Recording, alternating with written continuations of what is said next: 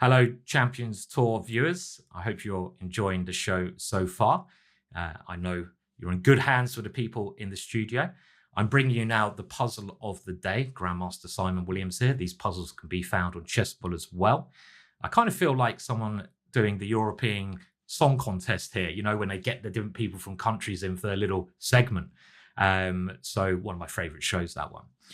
In this position, we have Magnus Carlsen with white playing against Ian Nepomniachtchi.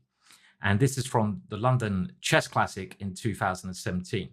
Now, these two are obviously fantastic players. We know all about Magnus, but Jan is a real contender for the champion of the world crown. At the moment in the candidates, he's leading the race along with MVL. He was also Magnus Carlsen's second for a while, so he helped Magnus prepare. But in this case, he's trying to take down the great Carlsen. His personal score against Magnus is also quite good compared to a lot of elite players. He's really got a feel of how to cause Magnus problems. He's a very innate and dangerous, intuitive player, and he shows that here. Now, the question is, Magnus plays c5 here, and a little bit of an easier one today, but what is the best move for black? Do you have to move that knight, or do you have a more aggressive possibility?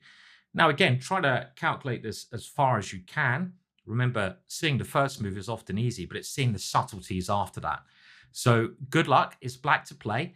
See how far you can get along, and I'll bring you the solution later on today. See you later.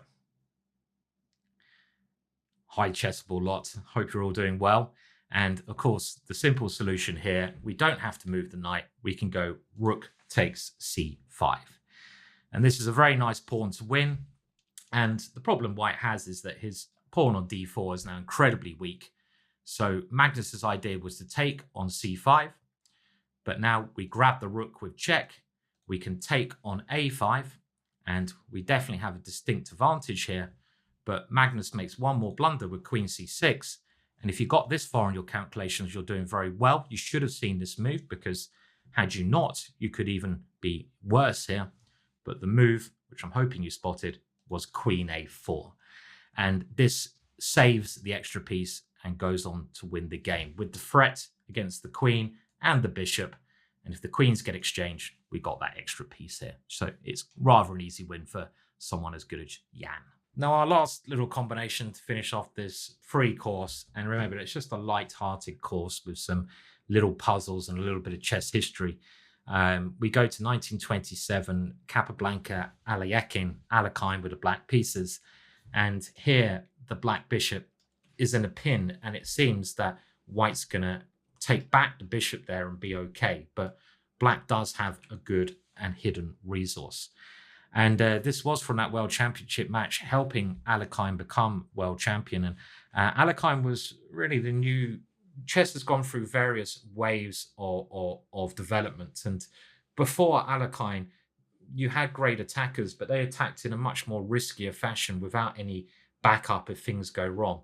Alekhine, he attacked in a way where it came from a very strong foundation, positionally strong ideas. So his attacks rarely backfired, but he also had some brilliant attacks, of course. But what move did he now play to become, on his way to becoming world champion? Well, he now played knight takes e3, and this is a move which gets out of trouble because black can turn the table on white on the d file. If the knight is taken, black simply captures check, captures the rook, and this is easily winning. You're going to be 4 points up here.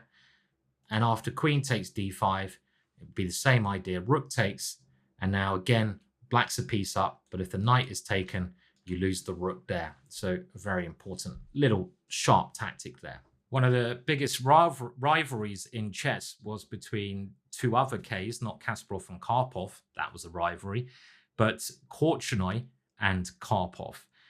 There's been a great documentary made about them, and this was from their most famous World Championship match in 1978. And Korchnoi with the white pieces has just gone rook a1. Very bizarre position, but here Karpov played a fantastic move And this was from game, I think, 17 to now basically forced checkmate. Can you see the continuation? While you think about that, I'd like to say these guys did not like each other, or at least they showed that rivalry when they played. They were kicking each other under the table. They were apparently Karpov got in a hypnotist to try and hypnotize Korchnoi. And then Korchnoi wears sunglasses, the first player ever to use sunglasses to make sure he didn't get hypnotized by this member in the audience. There was a lot of stuff going on there, a lot of drama. And to me, this would make a good film. Forget about pawn sacrifice. Let's have a look at Korchnoi Karpov. I had the opportunity to play Korchnoi 3 times before he passed away, and my brother actually played Karpov as well. Now, the winning continuation is knight to f3 check. Very, very cute. If the king moves, knight to f2, it is extremely pretty. And if the knight is taken, the rook can swing over here. And again, the f2 square is the key finish to this lovely tactic. So Karpov, he won this one, and this helped him on his way to the crown. Very important match in chess history.